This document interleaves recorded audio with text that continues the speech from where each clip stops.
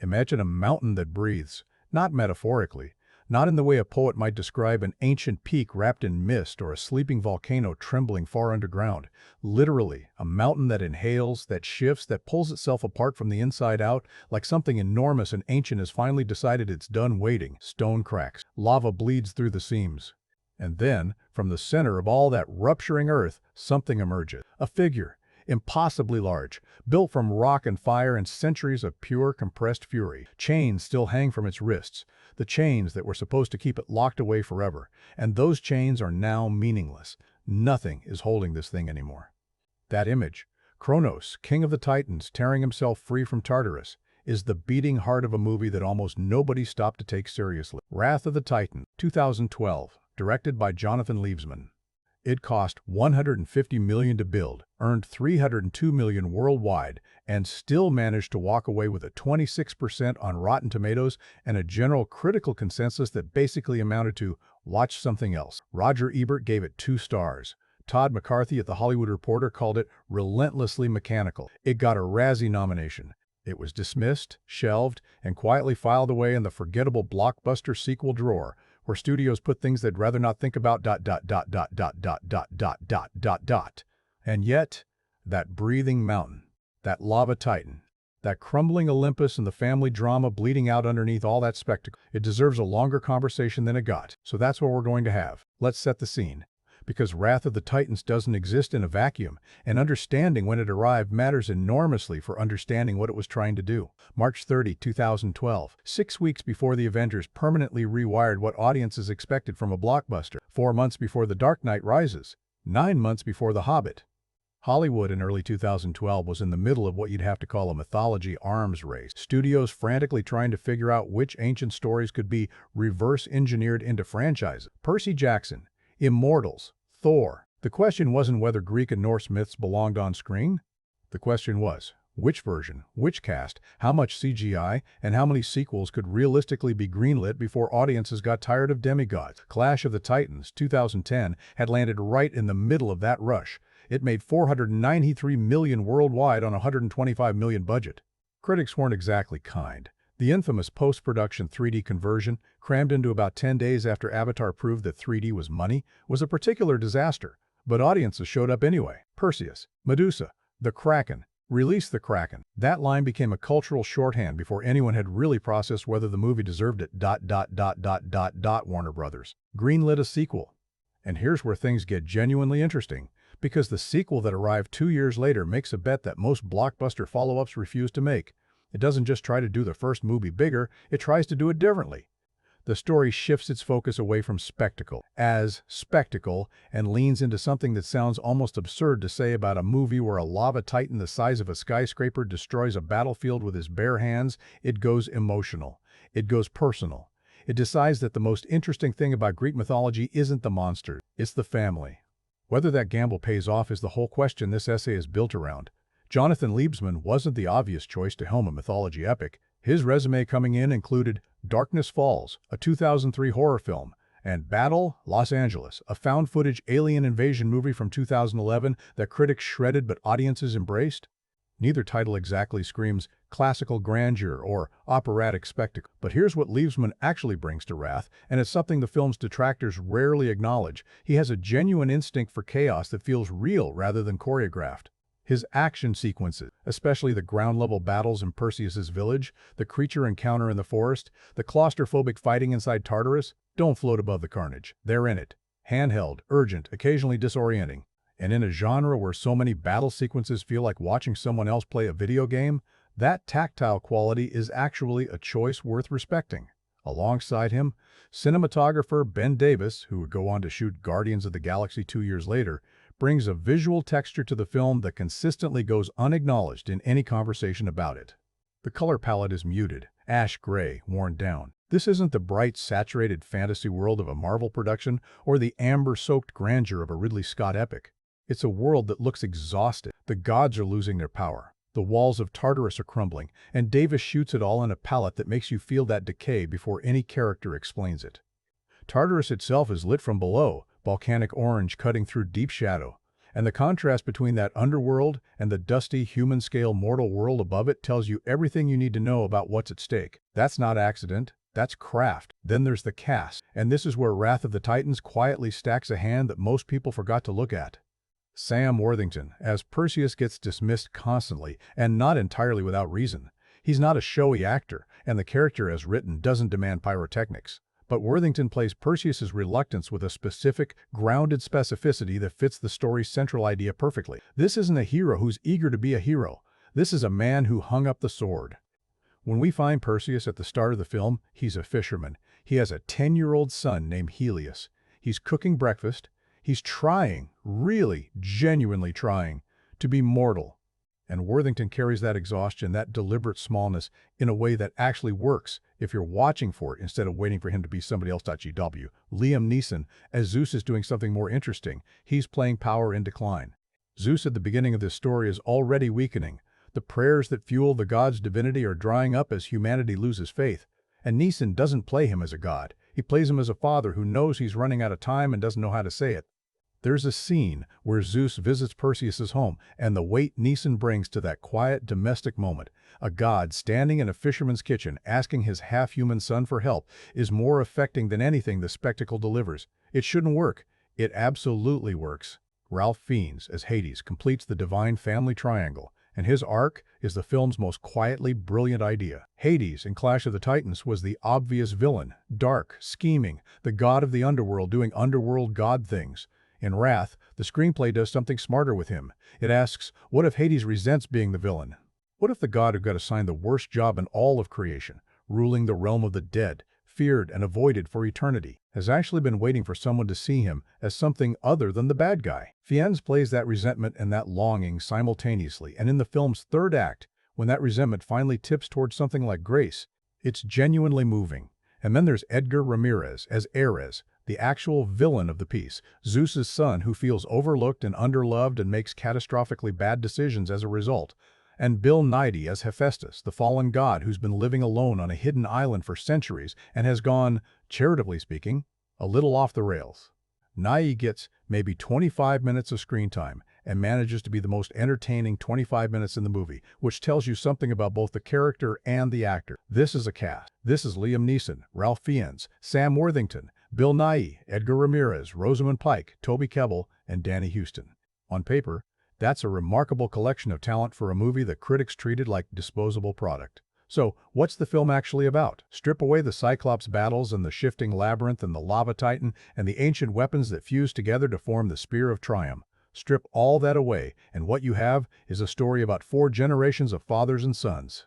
Perseus and his father Zeus. Zeus and his father Kronos. Ares and the father who never made him feel enough. Perseus and his son Helios, watching from the sidelines while the world sorts itself out. All of them failing each other in different ways. All of them trying to repair those failures either too late or just barely in time, depending on the generation. That's a Greek myth. That's always been a Greek myth. What Wrath of the Titans is attempting, with varying degrees of success, and we'll get into all of it, is to take that ancient emotional architecture and drop it inside a 150 million Hollywood spectacle without losing the soul of the thing. Does it always work? No. The pacing stumbles. Some of the dialogue is clunky in ways that even committed performances can't fully rescue. The central threat, Kronos himself, barely speaks, which is either a fascinating artistic choice or a missed opportunity, and reasonable people have come down on both sides of that question. But Wrath of the Titans is a better, stranger, more emotionally alive film than its 26% score suggests. It has VFX work, delivered by Framestore's 300 shots and MPC's 280 shots, that stands up today with a lot more grace than the critical conversation ever acknowledged. It has a performance from Ralph Fiennes that would be called quietly brilliant if it appeared in a film anyone took seriously. It has a director making genuine aesthetic choices rather than just pointing cameras at expensive things.ds, and it has that mountain, that breathing, rupturing, impossible mountain. We're going to look at all of it. But before the mountain, before any of it, there's a boy trying to catch a fish. That's actually where Wrath of the Titans begins, not with thunder. Not with an ominous divine proclamation or a CG establishing shot of Olympus draped in clouds. It opens in a fishing village called Abantos on the coast of Greece, in the gray morning light, and Perseus, son of Zeus, slayer of the Medusa, the man who released the Kraken, the demigod who saved the world 10 years ago, is standing knee-deep in water with a net. His young son Helios splashes nearby. It's quiet, ordinary, and that ordinariness is the point. The choice to open this way is bolder than it sounds. Most blockbuster sequels open by reminding you why the hero is awesome. Wrath opens by showing you how completely Perseus has walked away from being awesome. He's not training, he's not brooding over maps, he's not maintaining his weapons or waiting for the next call to action. He is, as genuinely as the movie can make it feel, a dad. He makes breakfast. He tells Helios about his mother, Io, who died between films, with the kind of careful gentleness you only use when you're explaining grief to a child and trying not to break while you do it. He doesn't pray to the gods. He tells Helios this directly. They don't need the gods. They have each other. Sam Worthington gets a lot of criticism for his performance in this franchise. But watch this opening sequence again and notice what he's doing. There's a specific way Worthington holds his body in these early scenes. Loose, unhurried, slightly hunched at the shoulders. That reads as a man actively choosing smallness. Perseus could stand differently. He could carry himself with the bearing of someone who's killed sea monsters and navigated divine politics. He chooses not to.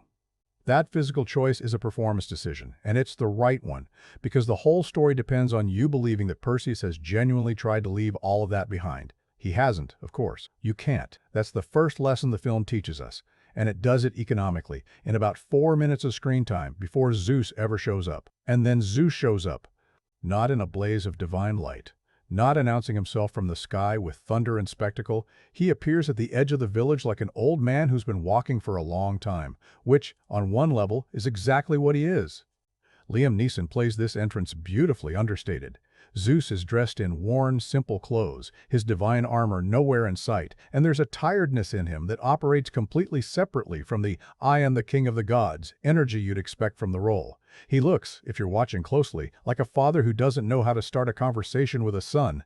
He's disappointed.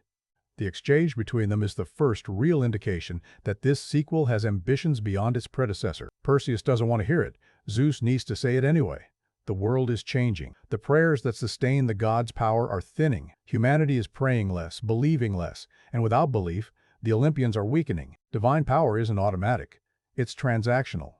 And the transaction is drying up. More immediately, the walls of Tartarus are beginning to fail. Now, Tartarus, in Greek mythology, is the deep abyss beneath the underworld. Not just a prison, but something more fundamental, a cosmic containment system for the most dangerous forces in existence. In Wrath of the Titans, it's where Kronos, the father of Zeus, Hades, and Poseidon, has been imprisoned since the Olympians overthrew the Titans in the war that preceded the Age of the Gods. The walls hold because the three brothers, Zeus, Hades, Poseidon, collectively maintain them. But if their power is draining, the walls weaken. And if the walls weaken long enough, Kronos gets out. Zeus isn't asking Perseus to prevent a natural disaster. He's asking him to help repair a lock on a cage that contains something that makes every monster Perseus has ever fought look like a minor inconvenience. Perseus says no. This is important. He doesn't hesitate out of cowardice or confusion. He says no clearly, deliberately, because he made a choice 10 years ago to be Helios's father and he intends to keep it. The conversation ends. Zeus leaves. And for a moment the film actually lets Perseus have that answer. It doesn't immediately punish him for it. The village stays quiet. Helios is still there. The Makai are two-headed, four-armed soldiers of chaos, creatures of Tartarus, sent as the first wave of Kronos' influence bleeding into the mortal world. They descend on Perseus' village at night, and the sequence that follows is kinetic and brutal in ways that distinguish it immediately from the smoother, more polished action of most 2012 blockbusters. Liebsman shoots it close. The camera tumbles through the chaos, and you feel the scale differential. These things are large, and the village is small, and ordinary people are dying while Perseus, who has been trying not to be Perseus, is suddenly very much Perseus again. He fights them off, barely. And in the aftermath, the burned edges of the village, the rattled survivors, his son looking at him with an expression that is equal parts awe and fear. The no. He gave Zeus starts to feel less stable, but the moment that actually changes the equation isn't the Makai attack. It's what comes limping out of the darkness afterward. Poseidon, god of the seas, brother to Zeus. Played with enormous, haggard dignity by Danny Huston. He arrives at Abantas mortally wounded, stabbed with a divine weapon, drained of nearly all his power, barely holding the shape of a god anymore. And the scene where he delivers his message to Perseus before he dies is one of the film's most quietly devastating moments. He tells Perseus, Zeus has been taken. Hades and Ares have betrayed him, lured him into Tartarus, and are feeding his divine essence directly to Kronos to accelerate the Titan's resurrection. The family has fractured at the worst possible moment. Poseidon's last act before his power extinguishes entirely is to give Perseus a message. Find Hephaestus, seek the Spear of Trium, go to Tartarus, bring Zeus home. Then he dissolves. Not dramatically, quietly, like something that's been burning a long time, finally running out of fuel. What Danny Huston does in that scene in approximately 3 minutes of screen time, the dignity, the exhaustion, the sense of a god who has already made his peace, is the kind of supporting role work that never gets discussed because people have already decided the film isn't worth discussing. But it lands. It establishes the stakes emotionally in a way that no amount of exposition could, because you're not being told that the gods are dying, you're watching one do it. Here's where the script makes its most interesting structural choice. Perseus doesn't decide to go on the quest because of duty or destiny or divine command. He decides because of Helios. There's a small, easy-to-miss scene after Poseidon's death where Perseus watches his son trying to process what just happened. A god just died in front of him. The world is apparently ending, and his father, the man who was supposed to be just a fisherman, clearly has something to do with stopping it. Helios doesn't beg Perseus to go. He doesn't give a speech. He just looks at his father with the particular kind of trusting, terrified look that children give adults when they understand. The adult is the only one who can fix the thing that's broken. That's what sends Perseus back into armor. Not obligation, not Zeus's request, his son's face.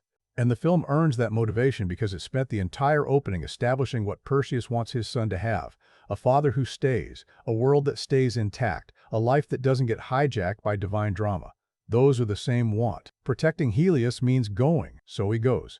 What happens on the way out of Abanto sets up the second act's geography. Perseus takes Pegasus, the divine winged horse from the first film, still magnificently rendered here, and the first stop on the quest is Andromeda's military camp. Rosamund Pike's Andromeda has been recast from the first film. Alexa Davalos played the character in Clash, and it's an upgrade. Pike brings a specific competence and wry pragmatism to the role that the screenplay doesn't always deserve. She's leading an army against the creatures bleeding out of Tartarus. She's been fighting a war while Perseus has been fishing. There's a dynamic between them that the film gestures toward without fully developing. A mutual respect between two people who've both chosen responsibility over the easier path, and Pike makes it feel earned even when the script gives her relatively little to work with. The second key figure introduced in this stretch is Agenor, son of Poseidon, and therefore Perseus's cousin by divine lineage, played by Toby Kebbell. They find him in a prison cell. He's been locked up for theft. He's charming, loud, self-interested, and completely unprepared for what's being asked of him. Kebbell is having the time of his life in this role, and the screenplay is smart enough to let him be funny without undermining the film's more serious register. Agenor serves a crucial narrative function. He knows where Hephaestus is, because apparently being the god of the sea's son comes with certain geographical intel, and Hephaestus is the key to everything. The logic is this: the Spear of Trium, the only weapon capable of destroying Kronos, is made of 3 divine weapons fused together: Zeus's thunderbolt, Hades' trident, Poseidon's pitchfork. Hephaestus forged them. Only Hephaestus knows how to reassemble them. And Hephaestus, who was exiled from Olympus long ago and has been living alone on a hidden island ever since, is the person none of them particularly want to go looking for. So, Perseus, Andromeda, Agenor, and a winged horse, heading toward an island that shouldn't exist, to find a god who doesn't want to be found, to get a weapon that may or may not actually work against a titan who is, as they're having this conversation, actively waking up. It's a quest structure. Clean, classic, deliberate. 3 travelers, 1 goal, obstacles between here and there. What Wrath of the Titans understands, better than a lot of mythology films do, is that the Greek quest isn't really about the destination. It's about what the journey cost. Odysseus didn't sail home from Troy to get home. He sailed home from Troy to figure out who he was by the time he got there. Perseus's journey to Tartarus isn't just about rescuing Zeus. It's about whether he can do it and come back as the same man who left. Whether the father can survive being the hero. That tension is alive in every scene of Act 1. In the fishing village opening, in the way Perseus hesitates before taking Pegasus's reins again, in the glance he exchanges with Helios before leaving. It's quiet, it's unshowy, and it's doing exactly what the first act of a story is supposed to do, getting you to care before the walls start to shake. Previous context: it's quiet, it's unshowy, and it's doing exactly what the first act of a story is supposed to do, getting you to care before the walls start to shake. The walls start shaking almost immediately. Act 2 of Wrath of the Titans is, structurally speaking, a three-stage descent. First, an island at the edge of the known world, hiding something the travelers didn't expect. Second, a god who has gone considerably off-script in his isolation. Third, a prison built at the bottom of the universe that does not want them inside it. Each stage strips away a layer of safety, a layer of certainty, and in the process, each stage reveals something about the characters that the first act could only set up. The flight to Hephaestus' island, Perseus on Pegasus, Andromeda and Agenor traveling by ship below, gives the film a brief window of relative calm before everything accelerates.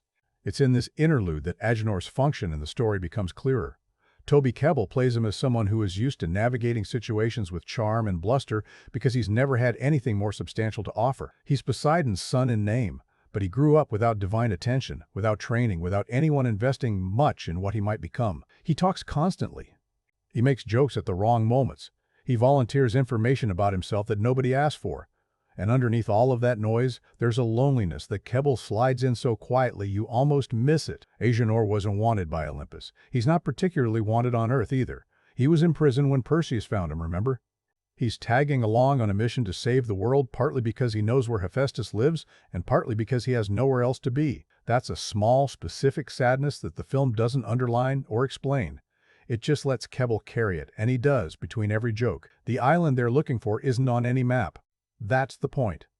Hephaestus, the god of fire and the forge, divine craftsman, maker of the weapons of the gods, was exiled from Olympus long before the events of this story. The exact nature of his exile varies depending on which version of Greek mythology you consult, but the film's interpretation gives him a specific tragedy: he made too much. He created the Spear of Trium, the Labyrinth of Tartarus, the weapons of the three brothers, and then, when his usefulness was exhausted, Olympus moved on without him. He found an island, he built things, he kept going, alone, for a very long time. Bill Nighy arrives on screen like a weather event. The character is, there's really no softer way to put this, not quite right. Centuries of solitary existence have given Hephaestus a specific, idiosyncratic relationship with reality. He talks to himself. He laughs at things no one else finds funny. He has formed deep, apparently genuine friendships with his Cyclops creations, enormous, one-eyed giants who serve as both his companions and his island's guardians, and the affection he shows them is oddly touching. These are his creatures, not Zeus's, not anyone else's. He made them. He named them. He loves them in the absent, proprietary way that builders love their best work. Nighy plays all of this with the full commitment of an actor who has decided that the most interesting version of every role is the one that refuses to be predictable. His Hephaestus is not a broken god. He's a god who has found a kind of eccentric equilibrium, wounded but adapted, isolated but functional. When he laughs, it's genuine. When he's frightened, it's real. And when, eventually, he understands what Perseus needs and what it's going to cost, the shift in Nighy's performance from comedy to gravity is one of the most quietly affecting moments in the entire film. The Cyclops battle that precedes the meeting with Hephaestus deserves its own examination, because it's doing several things simultaneously that pure spectacle rarely manages. On the surface level, yes, it's a creature sequence. Two enormous Cyclops, lumbering, one-eyed, architecturally absurd in the way that only ancient myths can produce, descend on Perseus and the group when they arrive on the island. The fight is brutal and ground level, shot with the same close-quarters urgency that characterized the Makai attack in Act 1. Liebsman doesn't pull back to give you the comfortable, God's-eye overview that lets you track everything cleanly. You're in the fight the way the characters are in the fight, confused about where the next blow is coming from, working with partial information, reacting instead of planning. But here's what makes the sequence more than just impressive VFX. The Cyclops have numbers on their weapon. Hephaestus tinkers, he modifies, he upgrades, and he's modified the Cyclops. These are not purely natural creatures anymore, they're part construction, part organic, wearing the fingerprints of the divine craftsman who has spent centuries with nothing to do but improve his work. That detail is never explicitly explained in dialogue. You're just meant to notice it, and if you notice it, it tells you something about Hephaestus before you've met him. That he thinks of his creations as projects, as ongoing collaborations, as things worth caring about. It reframes the creatures from obstacles into evidence of character. The fight resolves in the way quest story fights tend to resolve. The heroes survive, battered, and find themselves standing in front of the thing they came for. Hephaestus appears. He recognizes Agenor. A son of Poseidon is apparently useful currency in the divine world even when he's been in prison, and the tension shifts from physical to conversational. The scene where Perseus asks Hephaestus to assemble the Spear of Trium is the Act 2 pivot, and it earns its weight.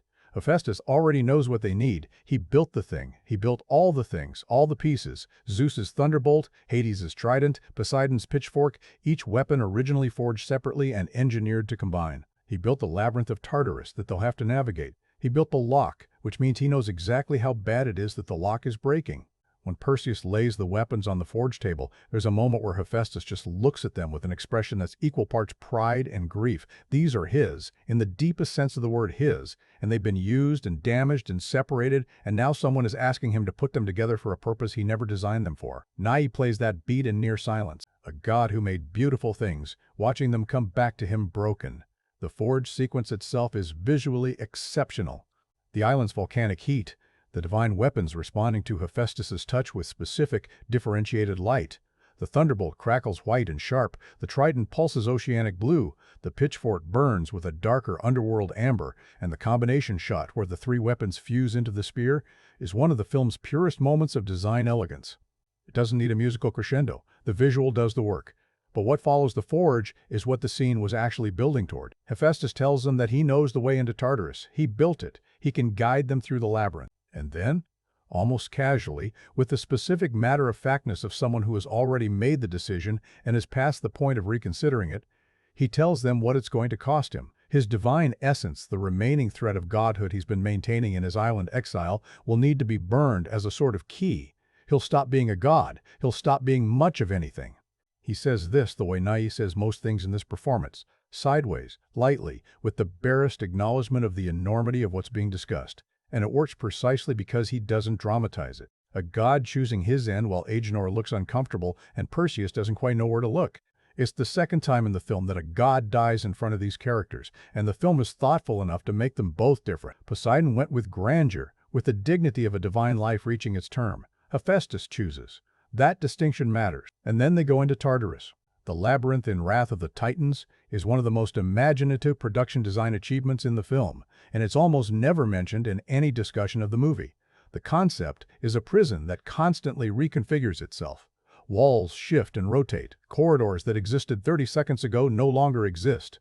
The geometry is hostile, and the visual language of Tartarus is unlike anything else in the film. Jagged black stone lit by internal volcanic light, passages that narrow and close and open onto nothing, a space that feels genuinely wrong in the way the best cinematic underworlds do. What Liebsman understands about shooting the labyrinth is that the horror of it isn't the monsters. The Makai patrol inside, yes, and those encounters are tense and kinetic. But the real dread is spatial. The labyrinth is trying to lose you. It's a prison designed to trap things that can't be killed, things that are divine, eternal, too dangerous to destroy outright. You contain them by making the space impossible to navigate. Perseus and his group are moving through a structure that is architecturally against them, and the film communicates that through shot composition and cutting as much as through action. Corridors that look identical, landmarks that shift, the group separating and reconverging in ways that feel less like dramatic choice and more like the environment forcing them apart. The Makai within the labyrinth are terrifyingly effective on a second level too. They're not just soldiers, they're part of Tartarus itself, spawned from Kronos' power, multiplying as he grows stronger. Which means the deeper the group goes, the more of them there are. The environment and the enemies are the same system. Defeating a wave of Makai doesn't make the labyrinth safer. It just means Kronos is closer. Then Ares intervenes, and this is where Act 2 complicates in a way that the film gets partial credit for. Edgar Ramirez's Ares has been a background presence throughout the first half. The betrayer, Hades' co-conspirator, the son feeding his father's power to his grandfather's monster. But his appearance inside the labyrinth, confronting Perseus directly, is the first time the screenplay tries to explain rather than simply execute his villainy. And the explanation, when it comes, is more interesting than villain motivations tend to be in movies like this.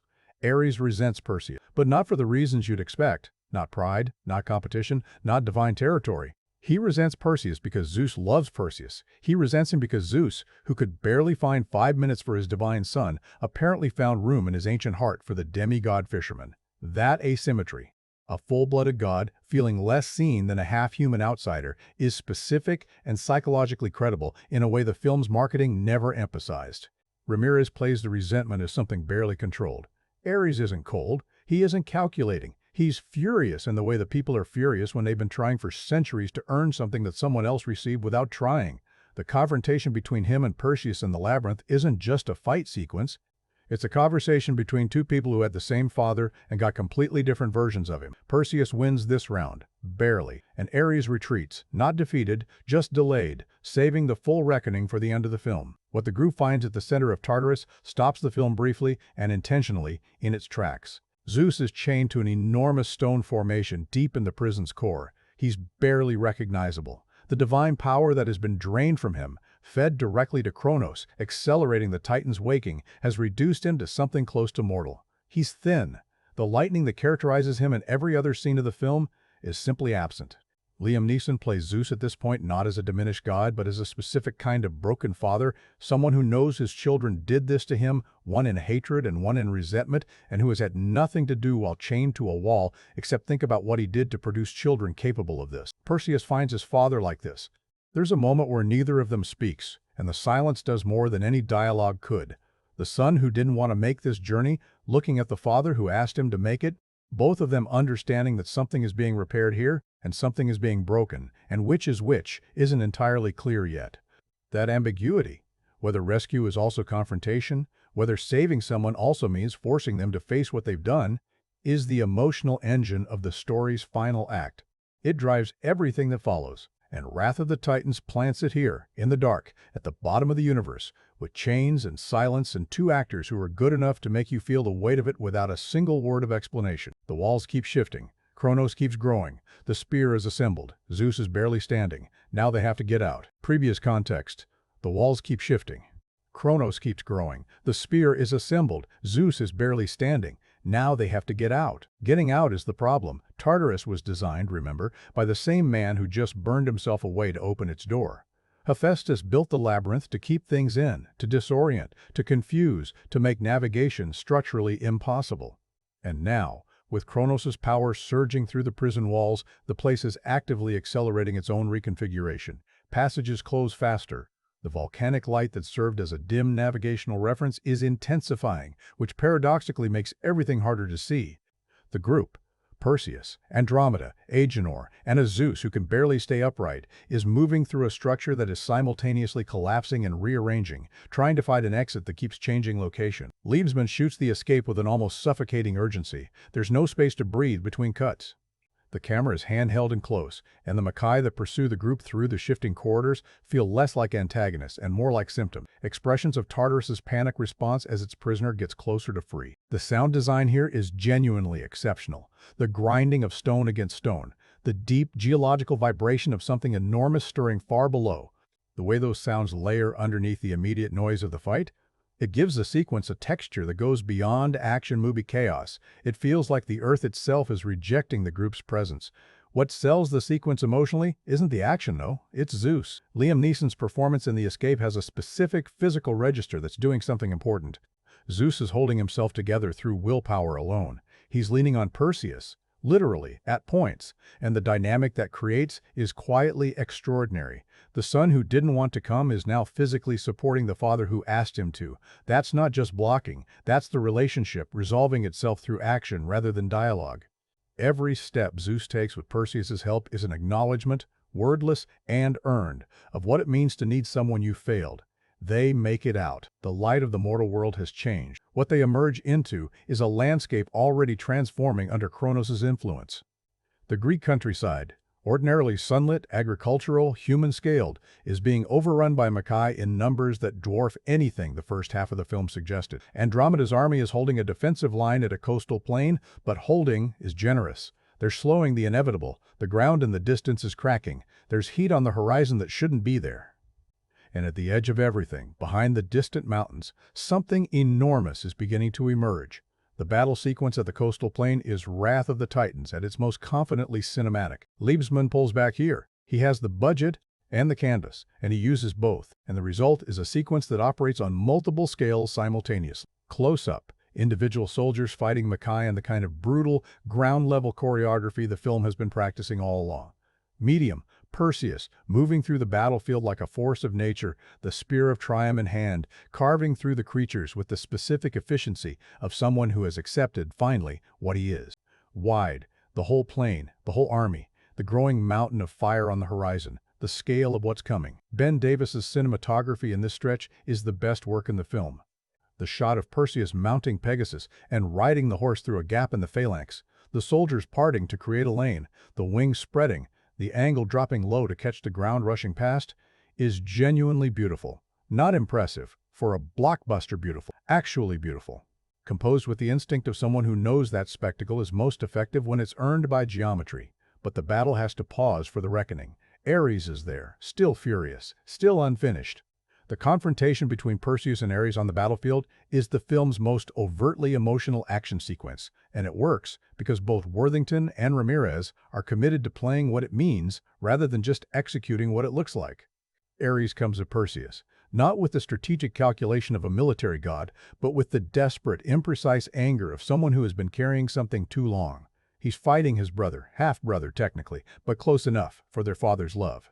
And he knows, somewhere underneath the fury, that this is an embarrassing thing to be fighting about when the world is ending. Perseus doesn't meet him with anger. That's the choice. Worthington plays this fight with something closer to grief, for Ares, for what was done to Zeus, for the family that should have been functional and wasn't. He wins not by outmatching Ares physically, but by being the one who stops trying to prove something. Ares swings for devastation.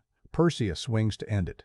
And when the fight concludes, when Ares falls, the look on Ramirez's face in those final seconds is the face of someone who got exactly the ending they unconsciously wanted. Removal, resolution, an end to the exhaustion of the wanting. It's a villain's death that doesn't feel like a victory for anyone. Wrath of the Titans earns that. Then Zeus. This is the scene the film has been building towards since Liam Neeson walked into Perseus's kitchen at the beginning of the story. Zeus, divine power nearly extinguished, uses what little remains of himself to help Perseus reach Kronos. It's not a dramatic sacrifice in the conventional blockbuster sense. There's no explosion, no operatic score moment, no slow-motion fall. Zeus simply pushes his remaining essence outward, transferring it to his son in the way that parents sometimes give things to their children they can no longer use themselves. Neeson plays the transfer with extraordinary restraint. No speeches. He touches Perseus's face, a gesture so simple it almost passes unnoticed, and in that touch there's a lifetime of things he should have said and didn't, distances he maintained that he shouldn't have, a divine dignity that got in the way of being a father. The touch is the apology. The touch is the acknowledgement. And Worthington receives it with the exact right kind of stillness. He doesn't articulate the emotion because the scene doesn't need articulation. It needs silence. It gets it. Zeus dissolves. Perseus stands with something in his chest that is partly his father's power and partly his father's grief. Then he gets on the horse. The Kronos sequence is the film's final argument. Kronos is, and this deserves stating plainly, one of the most ambitious visual creations in early 2010s blockbuster cinema. The Titan King, fully manifested, is a being made of lava and volcanic rock and malevolent geological scale. He doesn't move the way creatures move. He moves the way geology moves, massive, inevitable, catastrophically slow, and catastrophically powerful simultaneously. The VFX teams at Framestore and MPC built something that doesn't look like a man or a monster. It looks like a force, something that predates the categories of living and not living. The geography of the final battle. Perseus on Pegasus, circling a titan that is effectively a volcano with intent, is spatially designed to make you feel the absurdity of the proposition. One demigod, one horse, one assembled weapon, against something the size of a mountain range. Liebesman and Davis shoot it in ways that constantly emphasize scale. Low angles that make Kronos' knee the size of a building, wide shots that reduce Pegasus to a speck against the Titan's chest, close shots of Perseus' face resolving into focus as he commits to the approach. The actual killing blow, Perseus driving the Spear of Trium into Kronos from above, the weapon detonating through the Titan's body in a cascade of divine energy, is staged as much as a geometric problem as an action beat. The right angle, the right speed, the right moment when Kronos' attention is elsewhere. It's not strength that does it, it's precision. It's a demigod using the craft of a divine weapon, forged by a god who cared about craft above all else, to solve a problem that raw power couldn't touch. Kronos doesn't explode. He disperses, breaking apart into cooling rock and extinguishing lava, enormous piece by enormous piece, until the mountain that was breathing is still again. The silence after is remarkable. The battle just stopped being a battle and became a landscape. And then, the return. Perseus comes back to find Helios waiting. The closing exchange between father and son is brief, and it's meant to be. Helios asks about Zeus, about what happened. Perseus tells him enough without telling him everything. The particular parental math of protecting a child from the full weight of something while still being honest about its shape. Hades is there too, at the edge of things. Ralph Fiennes brings Hades to the film's close with a quietness that feels like earned rest. The god who spent the whole story being feared, who was used by Ares and Kronos as a tool, and who chose, eventually, to be something better than a tool. He has nowhere to go now. With Tartarus shattered and Olympus diminished, he's going to live in the mortal world, like a human, unrecognized, carrying the memory of everything he was. Fiennes plays it without self-pity, which is the only way it works. Perseus lets him go. In the old stories, Perseus and Hades never had much use for each other. In this version, there's something that isn't quite friendship, but isn't quite forgiveness either. It's recognition. Two people who both knew what it felt like to be given a role they didn't choose, and who both, in their own ways, at great cost, managed to choose something better. The world is still standing. The gods are mostly gone. Helios is still there. Perseus goes back to the village. He doesn't hang up his sword this time because there's nothing to hang it on. The age of gods is ending. What comes next is just human, entirely, irreversibly, finally human. Previous context, the age of gods is ending. What comes next is just human, entirely, irreversibly, finally human. That line, entirely, irreversibly, finally human, is the destination of every character arc in Wrath of the Titan. Not just Perseus's, all of them. The gods shedding their divinity. The demigod surrendering his exceptionalism. The villain dying for a want so human it's almost embarrassing to name out loud. The side characters finding, in the chaos of an apocalypse, something they didn't have before. What's fascinating about this film's cast is that they're all playing, in different registers, the same fundamental question: what do you do with a role you didn't choose? Perseus didn't choose to be Zeus's son. Zeus didn't choose to need forgiveness. Hades didn't choose to be the god of the dead. Ares didn't choose to be overlooked. The characters in Wrath of the Titans are all, in one way or another, stuck in identities that were handed to them, and the story is about what each of them does with that stuckness when the world stops allowing them to avoid it. Let's go through them. Perseus, Sam Worthington. The critical consensus on Sam Worthington's Perseus is essentially flat, monotone, blank. And there are moments, particularly in the middle stretch of the film, where the screenplay gives him very little to do beyond react, where that criticism finds a foothold. He's not a charismatic lead in the way Chris Pratt or Robert Downey Jr. defined blockbuster charisma in the same era. He doesn't work the way those actors work, but here's the thing, he's not supposed to. Perseus in this story is specifically, deliberately, not trying to be the most interesting person in the room. He's a man running from his extraordinariness, not toward it. And Worthington makes that choice in every physical and vocal register at his disposal. Watch him move through the first act, around the fishing village, interacting with Helios, showing his son how to cast a net. There's a deliberate looseness to it, a casualness with his own body that reads on screen as a man who has spent 10 years practicing the art of being ordinary. He doesn't stand like a hero.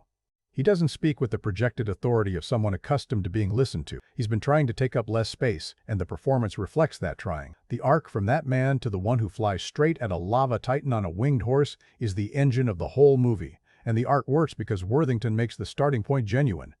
If Perseus began the film visibly itching for adventure, secretly delighted to be called back into action, the way a lot of reluctant heroes actually play their reluctance with a wink, the journey would be meaningless. What makes it matter is that the fishing village is real for Perseus. He wanted that life. He built it deliberately. And every step he takes away from it has a cost that Worthington makes you feel, not through theatrical grief, but through a quiet, accumulating tension that doesn't resolve until the moment he pushes the spear into Kronos and it's finally over. There are two specific scenes where the performance opens up in ways the film rarely gets credited for. The first is the moment after Poseidon dies, after the message is delivered and the god dissolves, and Perseus is standing in the torchlight with Andromeda and Agenor waiting for him to say something. Worthington says nothing for a beat that's about 3 seconds long in screen time and about 10 years long in emotional time. That pause is the pause of a man calculating exactly how much this is going to cost him and deciding to pay it anyway. Not heroically, tiredly. The second scene is the end. When Perseus comes back to Helios, the smile he gives his son is the first genuinely unguarded expression in the entire film. Everything before it has been controlled, managed, held at a slight internal distance. That smile isn't. And the contrast between that smile and every other moment in his performance tells you, if you're watching carefully, that this is what Perseus was protecting all along. Not the world, not his destiny. This specific boy, this specific smile. Worthington doesn't give you acting you can clip and share. He gives you acting you can feel if you're paying the right kind of attention. Zeus, Liam Neeson, casting Liam Neeson as Zeus was, on paper, an obvious choice. He projects the kind of physical and vocal gravitas that makes divine authority feel earned. But what Neeson actually does with the role is subtly subversive of that expectation. He spends most of the film undermining his own gravitas, playing against the projection. Zeus at the beginning of Wrath of the Titans is a god in decline, and Neeson plays that decline not as tragedy, but as reckoning. There's a scene very early, the kitchen visit, Perseus' home, the muted morning light, where Neeson sits at a table in worn clothes and looks around the room with an expression that isn't divine assessment. It's something closer to envy. This small human life. This child eating breakfast. This ordinary morning that Zeus, with all his power and all his immortality, has never quite managed to build for himself or give to his children. Neeson holds that look for just a moment, and in that moment the character becomes three-dimensional. What Neeson does particularly well is play Zeus's specific failure as a father, not through confession or apology or the articulation of guilt, but through behavior. Zeus shows up uninvited to ask Perseus for something enormous without offering anything first. He leads with a request. He can't quite bring himself to lead with the relationship because he's not sure the relationship is there to lead with. And that, the man who doesn't know how to be vulnerable because he's been powerful too long to remember what vulnerability feels like, is the character's whole tragedy in a single behavioral pattern. The chained-in Tartarus scenes push this into different territory. Powerless, physically diminished, dependent on his son's intervention, Zeus can no longer hide behind divine authority. Neeson strips everything away in those scenes. The voice drops. The bearing collapses, and what's left is just a man, just an old man who made bad choices about the people he loved and is now sitting in the dark, literally, with nothing but time to think about them. It's not pretty acting, it's honest acting, which in a mythology blockbuster is genuinely surprising. The transfer scene, the touch, the passing of power, lands so completely because of everything Neeson has built before it. By the time Zeus places his hands on Perseus' face, you have a full accounting of who this father is and what this gesture costs him. Not just power, pride. The last piece of being something exceptional, passed to a son who never asked for it and will spend the rest of his life trying to carry it lightly. Hades. Ralph Fiennes. This is the performance in Wrath of the Titans that deserves the most serious re-examination, and it's the one that has received the least. Ralph Fiennes finished playing Lord Voldemort in Harry Potter and the Deathly Hallows, Part 2 in 2011. Wrath of the Titans came out in 2012. Critics, consciously or not, watched Fiennes put on ancient armor and play another supernaturally powerful villain and filed it under more of the same. That reading is wrong. The performances are almost diametrically opposite. Voldemort is emptiness made powerful, a being who has destroyed his own capacity for human feeling in pursuit of immortality, who is hollow at the center. Hades in this film is the reverse. He is full of feeling, specifically of pain, and the whole arc of his character is the story of that feeling finding somewhere to go besides resentment. Fiennes plays Hades with a specific, wary intelligence, a god who has learned to expect the worst from everyone because the worst is generally what he's gotten, who has maintained a guarded, anticipatory cynicism as the only sensible response to centuries of being feared and avoided. Watch the way Fiennes carries the early scenes, the posture slightly contracted, the eyes scanning, the voice low and careful. This is not a theatrical villain. He's a man who expects to be used and has made his peace with it mostly. The betrayal of Zeus isn't ideological for Hades, it's transactional. Ares offered him something he wanted, acknowledgement, finally, from someone, and Hades, starved of it, took the deal. The tragedy isn't that Hades is evil. The tragedy is that he's lonely enough to take a bad deal just because someone offered him a seat at the table. The pivot, the moment where Hades decides to help Perseus instead of continuing to feed Kronos, is handled with remarkable economy. There's no conversion speech, no dramatic reversal montage. Fiennes makes the choice visible through a single shift in how he holds his face. Something closes, something else opens. The transaction is over. Whatever came before it, whatever calculation was running, gets replaced by something older and simpler. He was Zeus's brother before he was Zeus's enemy. That's still in there. It's just been buried. And the ending, Hades, choosing to live in the mortal world, without power, without recognition, among the humans who spent their lives trying not to think about him, is the film's most quietly radical conclusion. This is the god of death choosing to live with the awareness of death, as mortals do, stripped of the divine remove that made it manageable. Fiennes plays it without a single note of martyrdom. He's not suffering, he's adjusting, moving into a new mode of existence with the specific pragmatism of someone who has survived a very long time by adapting. It's the best kind of character ending, earned, specific, and a little heartbreaking without announcing that it is. Ares. Edgar Ramirez. Edgar Ramirez is working in a difficult position. He's playing the film's primary villain in a story where the primary villain is positioned to lose, and the screenplay gives him relatively limited screen time to make the character's motivation feel like something beyond standard antagonist mechanics. He succeeds, mostly. What Ramirez brings to Ares that the role doesn't strictly require is vulnerability. Ares is the god of war. He should be, by definition, the most intimidating physical presence in any scene he's in. And he is. Ramirez has the size and bearing for it, and the costume and production design support that impression. But underneath the armor, underneath the divine authority, Ramirez is playing someone who is, at core, an insecure child. Not in a diminishing sense, in the most human sense possible. A child who watched a parent direct love and attention elsewhere and spent eternity processing that wound. The specific target of Ares's resentment, Perseus, is important. Not the easiest target, not the most logical one. He could resent Zeus directly, could have spent the film being a straightforward patricidal antagonist.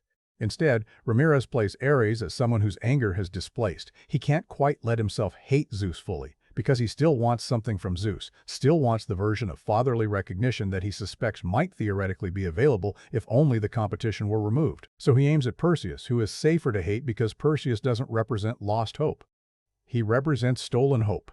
The Labyrinth confrontation plays this beautifully. Ares fights emotionally, with excess, with desperation, while Perseus fights pragmatically, and the disparity between their styles is itself a character statement.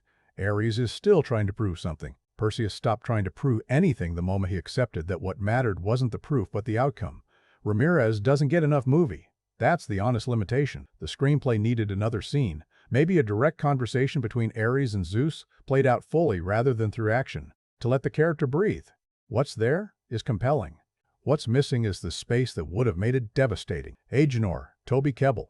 In a film about fathers, sons, and divine legacies, Agenor is the character who is completely left out of the inheritance, and Toby Kebbell plays that exclusion with the kind of lived-in specificity that makes supporting characters memorable long after the leads have faded. Agenor talks too much. He volunteers too much information. He makes jokes in situations where jokes are clearly inappropriate. Not because he doesn't understand the gravity of what's happening, but because humor is the only social currency he's ever reliably had. When you don't grow up with power or status or divine attention, you learn to be interesting instead.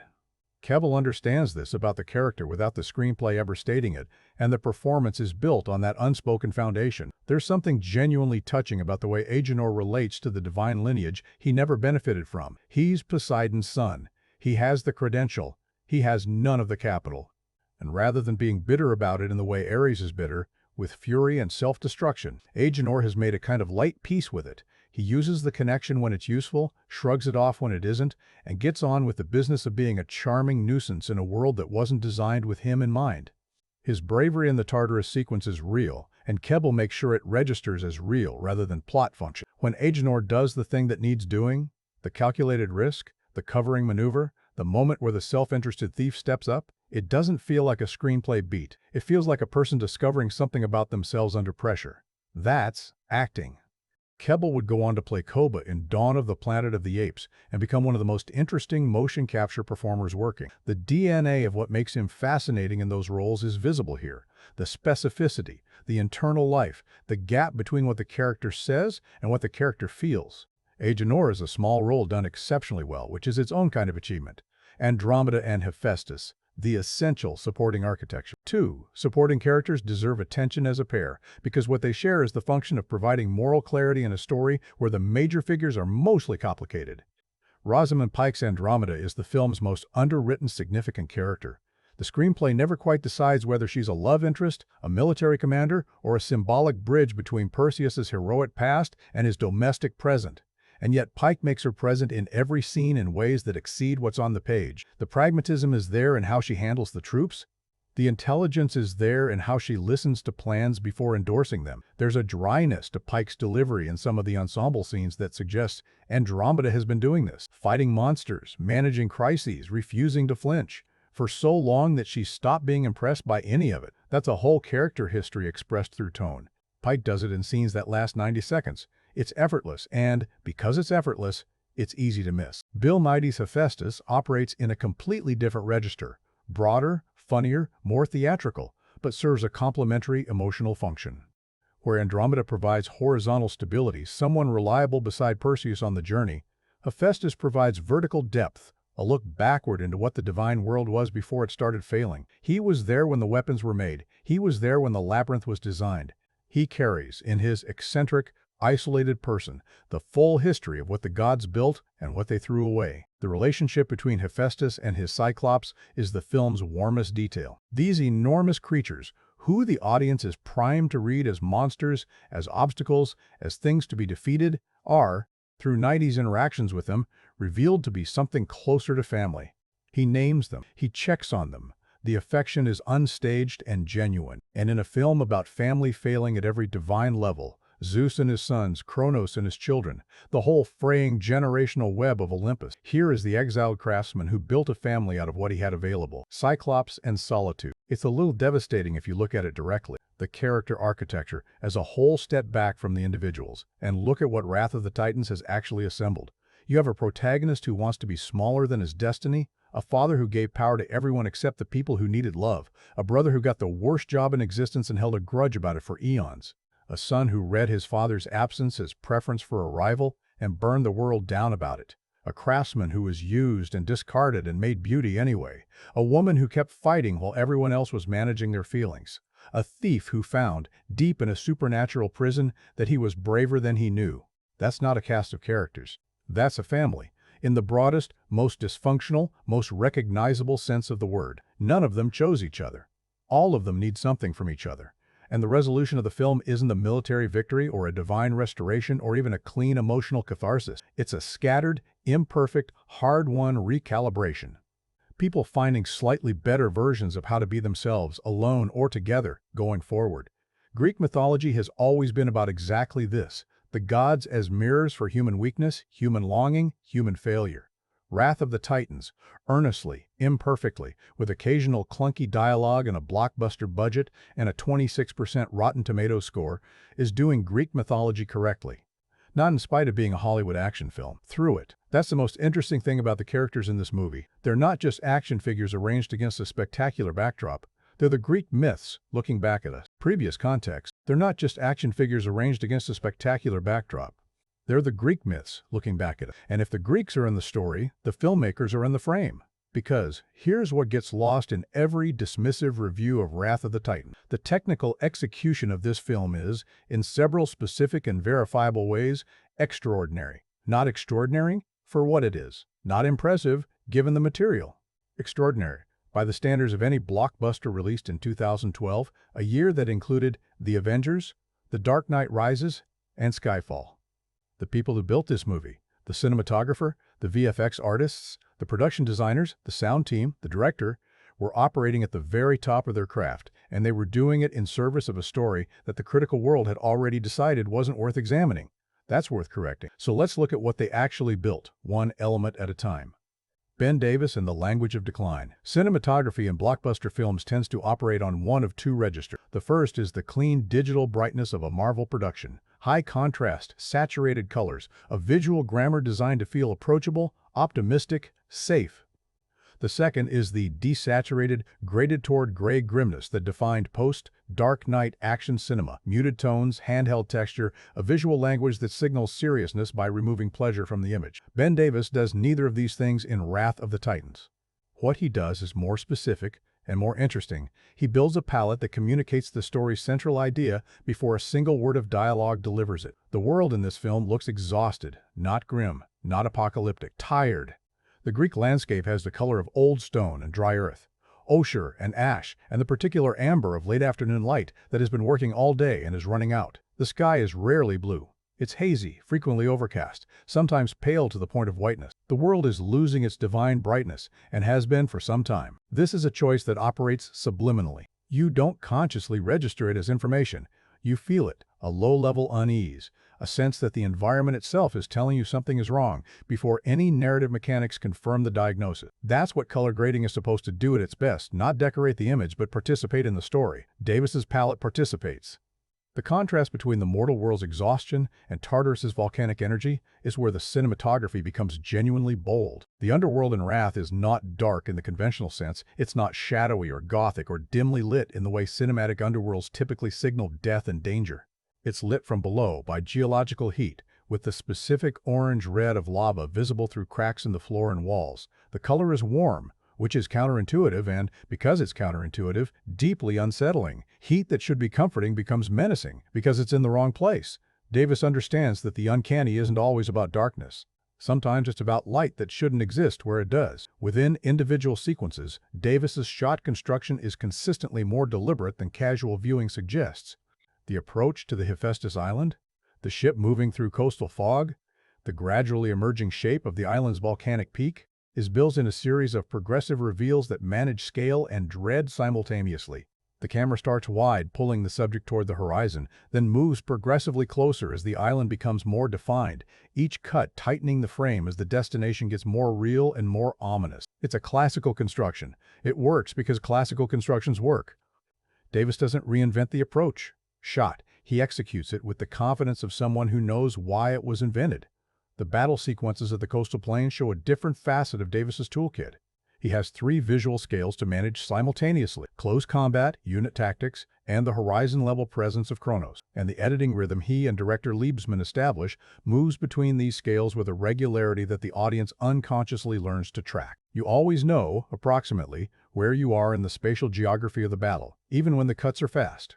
That spatial coherence, the ability to make chaos comprehensible without sanitizing it, is a technical achievement that most blockbuster cinematography fails at in precisely the sequences where it matters most. Davis would go on to shoot Guardians of the Galaxy 2004, Doctor Strange 2016, and Avengers: Infinity War 2018. You can trace a direct line from the work he does in Wrath of the Titans to the visual grammar of those films. The comfort with scale, the management of competing spatial registers, the willingness to use color as story rather than decoration. He was already fully formed as a cinematographer when he made this film. The film's critical dismissal meant his work here got dismissed with it. The VFX pipeline, frame store, MPC, and the problem of scale. Any serious examination of Wrath of the Titans has to grapple with the visual effects work, because it's the most technically ambitious component of the entire production, and the component most frequently reduced to, "It looks fine," or "The CGI is decent," in passing dismissals that betray no actual engagement with what was done. The scale of the VFX operation was enormous. Frame Store, the London-based effects house, delivered approximately 300 shots. Moving Picture Company, MPC, handled approximately 280 shots. Additional work came from multiple smaller houses distributed across the production.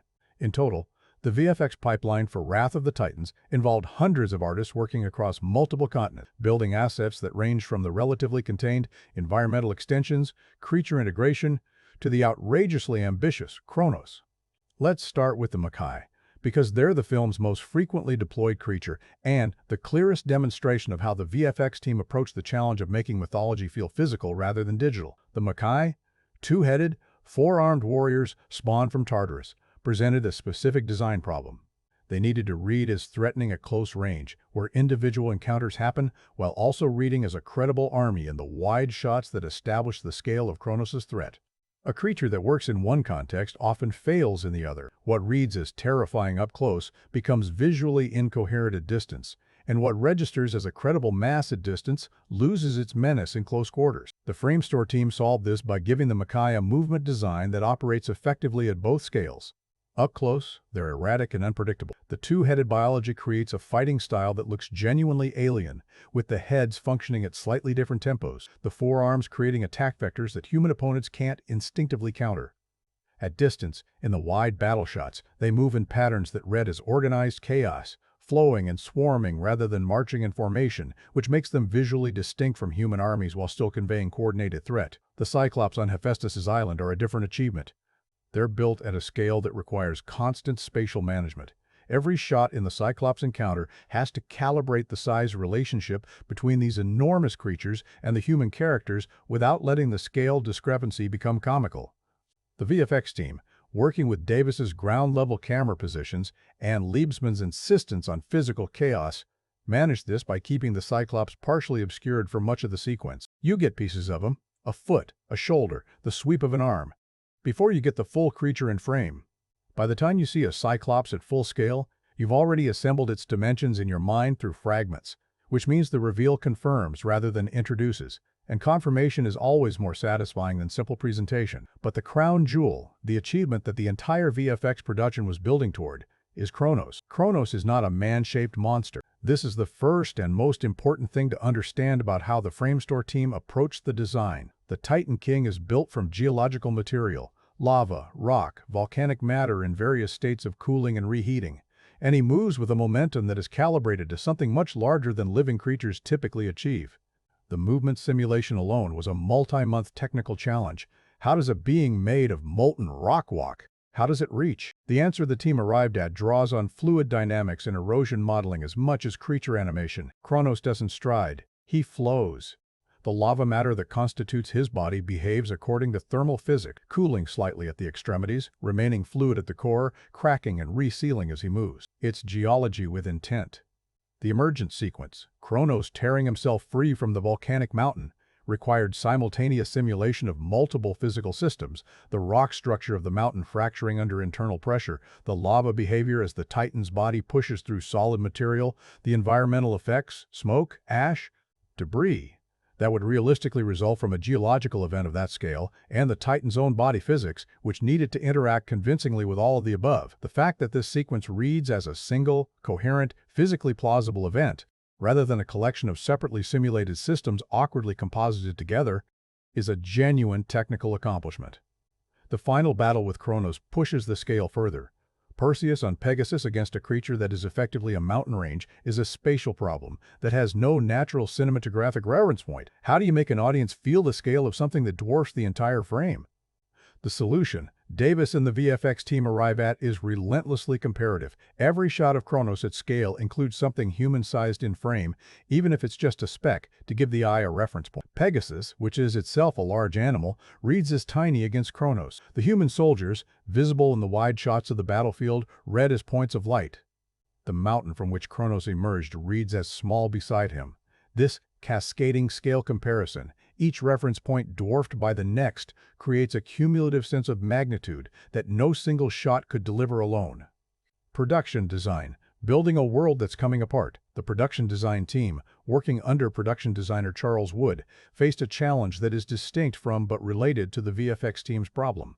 Where VFX is building specific, defined creatures and sequences, production design is building the texture of the world, the surfaces, spaces, and environments that characters move through. And in Wrath of the Titans, the design challenge is particularly interesting because the world is supposed to look like it's failing. Olympus, in the brief glimpses we get of it, is established through absence rather than presence. We see its perimeter, we see its light, still bright, still divine, but compromised, flickering at the edges. The design communicates a city that was built for permanence and is discovering that permanence was always conditional. There's a specific choice in the texture of Olympus's surfaces. The stone is white and clean, but shows stress fractures at the joins, at the load-bearing points, in the places where structural integrity actually matters. It's not a damaged city, it's a city that is beginning to show where it was always vulnerable. That's a precise design statement. The fishing village of Abantos, by contrast, is pure practicality. No marble, no divine ambition, just wood and stone and the accumulated texture of people living and working in the same place for generations. Wood's design team made the smart choice to build the village with visible history, wear patterns on the paths, variations in the construction materials that suggest different building periods, the kind of organic inconsistency that actual settlements accumulate over time, and that purpose-built sets rarely manage to fake convincingly. When the Makai attack destroys part of it at the end of Act 1, the destruction lands harder because the place felt real. You're watching something that took time to build get taken apart in minutes. Tartarus is the design achievement of the film. It's also the most compositionally distinctive space. Nothing else in the film looks like it, which is exactly right for a prison that exists outside the physical world's normal parameters. The conceptual framework for the labyrinth design draws on classical labyrinth mythology, but adds a mechanical dimension that gives it a specific visual logic. The walls aren't just stone, they're articulated, capable of movement, built in massive rotating sections that can reconfigure the space. This means the design had to work both statically, when the sections are in position, do the corridors read as coherent spaces? And dynamically, when the sections rotate, does the transition read as physically plausible given the scale and material weight involved? Wood's team solved this by designing the wall sections with visible mechanical logic. You can see, if you look, where the pivot points are, where the sections separate, how the movement is mechanically possible. The labyrinth doesn't look like magic, it looks like engineering, which is, of course, exactly right for something built by Hephaestus. The lighting design within Tartarus, which is, in practical production terms, a combination of set lighting and Davis's cinematographic choices, creates spaces that feel genuinely three-dimensional and disorienting without becoming visually incoherent. The volcanic light from below means that shadows fall upward, which reverses the visual grammar audiences carry from lived experience. Ceilings are lit, floors are dark, faces are lit from beneath. It's subtle enough that you don't consciously register the inversion, but your spatial instincts notice something is wrong, which is precisely the effect a prison designed to disorient should achieve. The creature design throughout the film maintains a consistent philosophical approach. Greek mythological creatures are not monsters in the generic cinematic sense. They're corruptions of nature, natural things pushed into unnatural configuration. The Makai are human soldiers multiplied and doubled. The Cyclops are giants, scaled-up humans with a single visual organ. Kronos is geological process given will. Everything in the creature design vocabulary is recognizable, but wrong, familiar, but impossible. That's not an accident. That's a deliberate design philosophy applied consistently across the whole bestiary, and it gives the film's visual world a coherence that holds even in the sequences where other elements are uneven. Jonathan Liebesman. Direction. Chaos as a craft choice. The tendency and criticism of Wrath of the Titans is to treat Liebesman's direction as incidental, the necessary delivery mechanism for the spectacle, neither adding nor subtracting meaningfully from what the VFX and production design teams built. This reading misses what Liebesman is actually doing. His foundational choice, handheld cameras in action sequences, close-range coverage, a rejection of the stabilized mastershot approach that most big-budget action films default to, is consistently misread as a limitation rather than a decision. The assumption is that he shoots close because he can't manage scale. The evidence in the film suggests the opposite. He shoots close specifically and then earns his wide shots by contrast. The coastal battle sequence demonstrates this clearly. The film builds through 20 minutes of close, claustrophobic ground combat before it pulls back to the wide shot of Kronos on the horizon. That wide shot lands with the force it does because you've earned it through proximity. If Liebesman opened with it, it would be impressive. By placing it where he does, it's revelatory. His management of actors in technical environments, shooting performance in spaces that are partly or entirely CG, with eyelines to creatures that exist only in post-production, is another under-acknowledged skill. The performances in the creature sequences feel grounded because Liebesman prioritizes actor behavior over action choreography. He gives his cast something to play. Reaction, decision, physical effort, and builds the spectacle around the performance, rather than inserting the performance into a pre-designed spectacle. That actor-first approach is why the emotional scenes land even in the middle of chaos. You're always watching people, not sequences.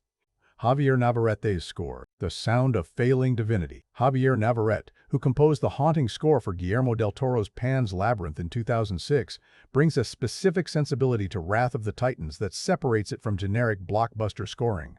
His primary decision, one that distinguishes the score from the bombastic orchestral maximalism that dominates the genre, is to underplay the divine moment. When gods appear, when divine power manifests, when the Spear of Trium is completed, Navarrete doesn't swell the brass and declare the music a triumph. He uses restraint, a single melodic line, high in the register, almost thin.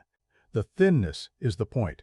Divine power in this world is failing, and the score reflects that failure in its refusal to make the gods sound massive. The Tartarus music is the score's strongest section. Navarrete builds the underworld's sound from low, grinding, sustained tones, beneath the orchestral register, below what most theater speaker systems reproduce comfortably, that create a physical sensation more than a musical one. You feel Tartarus before you hear its melody. And when the Makai sequences push the music into active propulsion, the contrast between that low, grinding foundation and the percussive attack of the action cues creates a tension that the visuals alone couldn't generate. The sound design team's work in the Kronos sequence, separate from but in conversation with Navarrete's score, is worth specific attention. The sounds of Kronos moving are sourced from deep geological recordings, actual subterranean audio, volcanic activity, tectonic stress captured in environments that rarely get microphones placed near them. The result is a creature whose sonic presence is as geologically authentic as his visual design. He doesn't sound like a movie monster. He sounds like the Earth doing something it shouldn't. The craft as a whole step back, and what you see is a technical production that made consistent, intelligent choices about color, scale, movement, space, and sound. in service of a story the critics had decided wasn't worth the attention those choices deserved. Ben Davis built a palette that makes the dying of gods visible. The VFX teams built creatures that obey physical logic rather than cinematic convention. The production designers built spaces that communicate narrative information before characters enter them. Navarrete built a score that mourns rather than celebrates. Liebsman built a visual grammar that puts human behavior at the center of spectacle rather than drowning it. None of these things happen by accident. None of them happen cheaply. And none of them happen in films that the people making them don't believe in. There's a version of this film's critical reception where the technical achievement gets separated from the narrative assessment, where someone says the story is messy but the craft is extraordinary. That version would have been accurate. Instead, the craft got dismissed along with everything else, which is the critical equivalent of condemning a beautifully built house because you don't like the neighborhood. The house is beautiful. Come inside and look at it properly. Inside the house, underneath the spectacle and the mythology and the lava titan and the divine betrayals, there is a film asking a question that has no clean answer. What happens when the things that gave your life meaning stop working? That's not a Greek mythology question, that's a human one. It's the question of every person who has built their identity around a role: parent, provider, protector, leader, and then watch that role become insufficient, outdated, or simply impossible to sustain. The gods in Wrath of the Titans are losing their power because humanity has stopped praying to them. And the film is smart enough to understand that this isn't really a story about prayer. It's a story about obsolescence, about the terrifying moment when you realize the world no longer needs what you've spent eternity being. That's what makes the film's thematic architecture more interesting than its marketing ever suggested. The theology of belief, the mechanism that drives Wrath of the Titans' plot, prayers sustaining divine power, diminishing faith, weakening the gods, sounds, on a quick pass, like a simple magical system. A narrative convenience. The gods run on human attention. The attention is drying up. Therefore, the stakes are structural. But examine it more carefully, and it's something darker. The gods of this mythological world are dependent on the creatures they govern. Zeus cannot sustain himself without the belief of the mortals whose lives he supposedly oversees. Hades cannot maintain his divine form without the prayers of people who mostly fear and resent everything he represents. They are, in the most uncomfortable sense, parasitic, not maliciously. They provide something in exchange, ostensibly protection, cosmic order, the maintenance of the world's basic function. But the dependence runs both ways, and the film takes seriously the possibility that humanity is beginning to opt out of the transaction. This is quietly one of the boldest ideas in any mythology blockbuster of the era.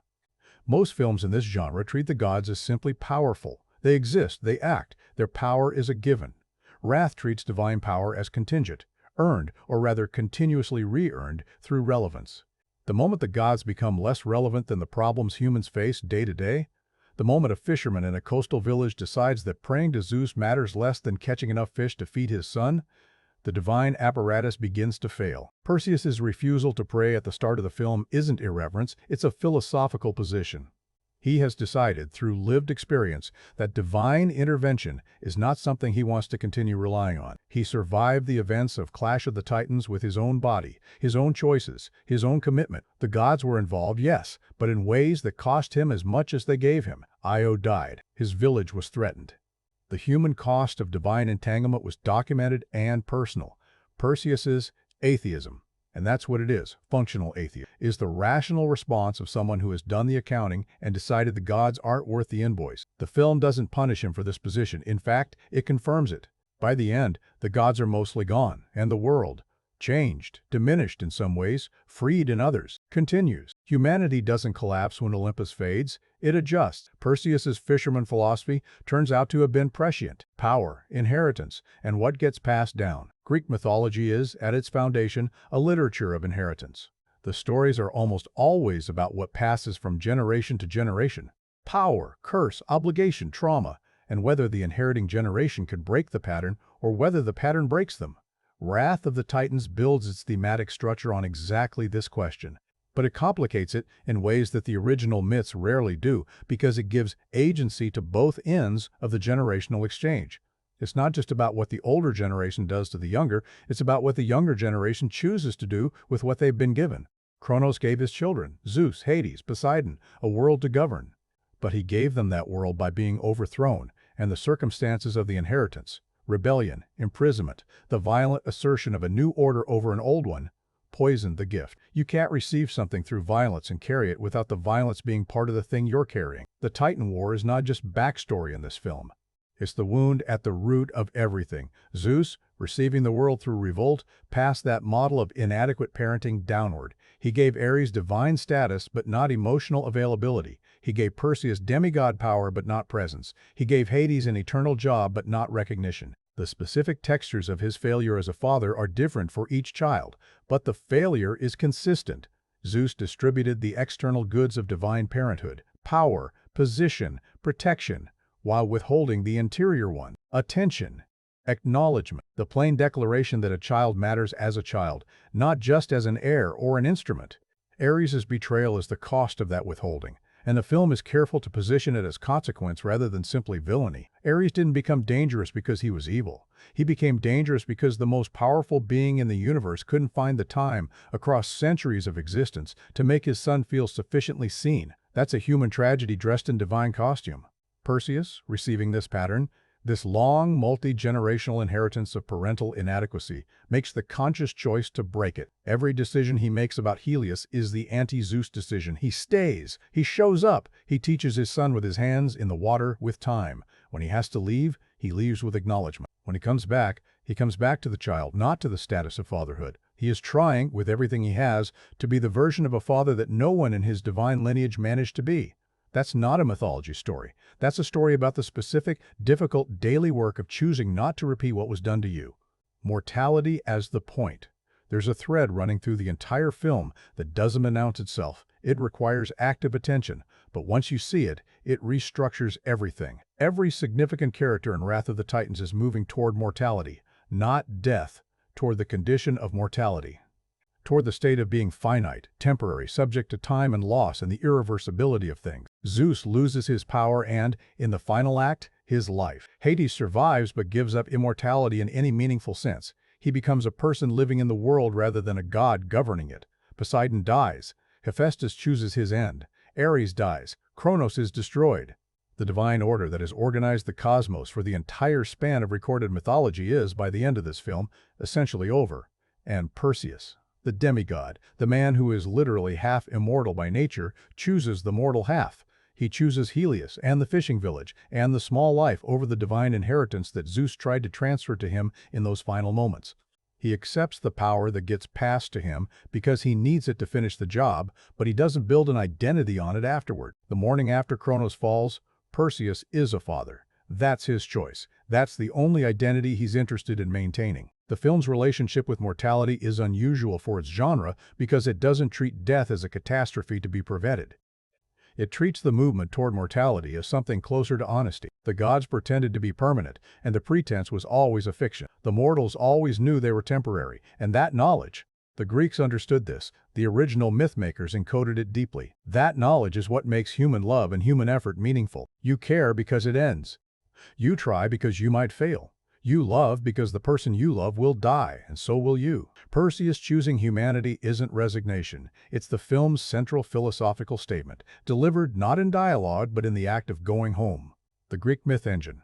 What's worth acknowledging, finally, is how faithfully Wrath of the Titans is operating within the actual tradition it's borrowing from. Not the sanitized Disney-adjacent version of Greek mythology, but the older, stranger, more uncomfortable version. The original Greek myths are not stories about heroism and triumph, they're stories about power and its costs. About the way divine gifts come attached to divine burdens, about the absolute indifference of cosmic forces to human welfare, about families that destroy each other across generations and the occasional, rare, improbable possibility that one person, in one generation, manages to stop the pattern. Kronos eating his children, Zeus overthrowing his father. Ares as the god of war, beloved of no one on Olympus, the embodiment of violence that everyone needs and no one respects. Hades ruling the dead, neither punishing them nor releasing them, simply maintaining the fact of their ending. These are not comfortable stories. They're stories about a universe that operates according to logic that is indifferent to what people want or deserve, and the human, or divine, responses to that indifference. Wrath of the Titans preserves that discomfort. It doesn't resolve the divine family's dysfunction into tidy forgiveness. Ares dies, Kronos is destroyed, Zeus dissolves. The restoration isn't a restoration, it's an ending. The Olympian order that the film begins with doesn't survive. What survives is smaller, quieter, more human. That's accurate mythology. The age of gods giving way to the age of humans is one of the oldest structures in Greek myth. The gradual recession of the divine, the slow withdrawal of cosmic power from direct involvement in human affairs, the point at which the story stopped being about what the gods do and start being about what people do without them. Wrath of the Titans is, underneath all its blockbuster machinery, a film about that transition, the last days of the divine age, the first days of the human one. Perseus doesn't save Olympus, he survives its ending, and that survival, ordinary, unheralded, conducted at the scale of a fishing village in a child's face, is the only kind of victory the myth was ever really offering. What the themes cost the film. It's worth being honest about the gap between intention and execution. The thematic architecture described above is genuinely present in Wrath of the Titans. It's also genuinely underdeveloped in places, lines of thematic inquiry that the screenplay opens and then doesn't quite follow to their fullest conclusions. The gods losing power. As Obsolescence idea needed one more scene of explicit philosophical engagement. Someone, perhaps Hephaestus with his specific long view, articulating what the transition means rather than simply embodying it. The Perseus choosing mortality conclusion lands emotionally but arrives slightly abruptly, without quite the earned weight that a more patient screenplay would have built. These are real limitations. They explain, partially, why the film's themes feel submerged rather than declared, why viewers who weren't watching for them could miss them entirely and leave thinking the movie was purely spectacle. But submerged themes are still themes. A river running underground still shapes the landscape above it, even when you can't see the water. Wrath of the Titans shaped its story with ideas that mattered. They just ran quietly, beneath the surface, doing their work without announcement, the way rivers usually do. Rivers, of course, can be dammed. And that's more or less what happened to this franchise. Wrath of the Titans opened on March 30, 2012, earned $34 million in its domestic opening weekend, and ultimately crossed $302 million worldwide on a $150 million production budget. Add marketing costs, typically another $130 million for a release of this scale, and the film was profitable, but narrowly. Not the kind of profitable that makes studios feel generous. The kind of profitable that makes studios nervous. Warner Brothers had a third film in various stages of development, tentatively titled Revenge of the Titans. It was designed to continue Perseus' story and expand the mythological scope of the franchise. Scripts were discussed. Return commitments were theoretically in place. And then, quietly, without a formal announcement, without the kind of public cancellation that generates headlines, the development stopped. The project simply ceased to be discussed in any active sense. The franchise that began with $493 million worldwide ended with "We'll see," and then saw nothing. The numbers tell a complicated story. The critical narrative around Wrath of the Titans' commercial performance tends toward one of two oversimplifications. The first, the film failed, which is why there was no sequel. The second, the film made money, so the critics were wrong and the sequel cancellation was a corporate mistake. Neither of these is accurate, and the truth between them is more interesting. $302 million worldwide is not failure. It is, by the standards of most films ever made, extraordinary. But Hollywood franchise economics don't operate on absolute terms. They operate on trajectory. Clash of the Titans made $493 million. Wrath of the Titans made $302 million. That's a $91 million decline between installments, a drop of roughly 39%. In franchise terms, that trajectory is a warning sign that requires addressing before you commit to a third film. Studios don't just ask, "Did we make money?" They ask, "Are we making more money or are we in decline?" The answer in this case was unambiguous. The audience score tells its own story.